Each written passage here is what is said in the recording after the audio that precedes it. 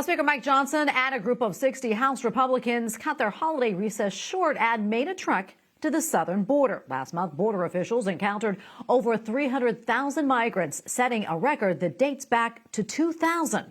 But Biden officials continue to say border crossings have significantly dropped in recent days. Capitol Hill correspondent Erik Rosales joins us now in the studio with the latest. Erik? Well, good evening, Tracy. You know, backlash and criticism about the border crisis continue to come in from state and local officials, including from Democrat-led cities like the mayors of New York and Chicago, who simply say that they can't handle this flow of migrants.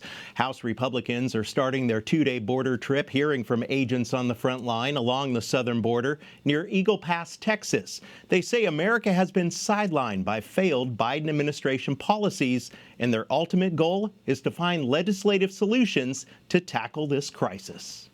One of the things that I've been pushing for is the federal government to deport people that are here illegally. I've also been pushing for legal immigration and increasing, immigration judges and getting those cases heard. These are all tangible solutions. House Republicans are also forging ahead with their impeachment proceedings against Homeland Security Secretary Alejandro Mayorkas over the border crisis. The proceedings will begin January 10th. Democrats say the issue is much more complicated and complex than just blaming the secretary, and the impeachment will not go anywhere. And if anything, we need to be working in a bipartisan way, including with the administration and with Secretary Mayorkas, to solve this humanitarian crisis. And this just sets back those conversations. Secretary Mayorkas defended his actions, saying the entire system needs to be reformed. We have a broken immigration system. That is the one single fact about which everyone agrees. When they're at the border, they're going to see the magnitude of the problem and why we have said now for about 3 decades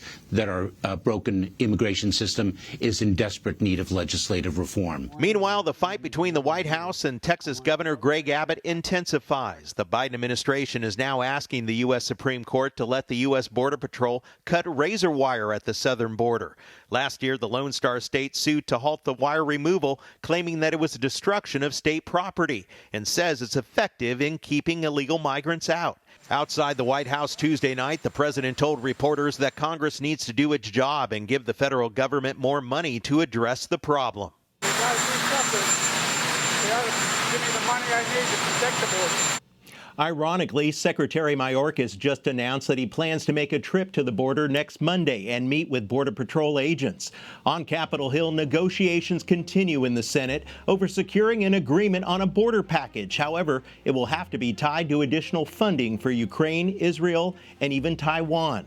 And just today, several Freedom Caucus members tweeted out that it may be time to shut down the border or shut down the government. We control the money. A message directed right at President Biden.